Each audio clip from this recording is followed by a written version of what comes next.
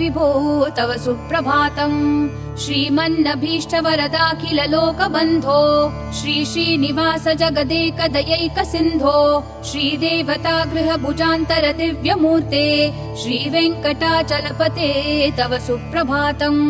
श्रीस्वामि पुष्करिणिकाप्लव निर्मलाङ्गाः श्रेयोर्थिनो हरविरिञ्च सनन्दनाद्याः द्वारे वसन्ति वरवेत्रहतोत्तमाङ्गाः श्रीवेङ्कटाचलपते तव सुप्रभातम्।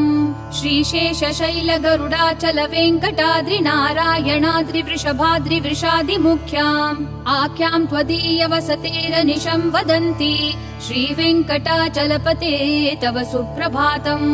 सेवापरः शिव सुरेश कृशानुधर्म रक्षोऽम्बुनाथ पवमान धनाधिनाथाः बद्धाञ्जलि प्रविलसन्निज शीर्षदेशाः श्रीवेङ्कटाचलपते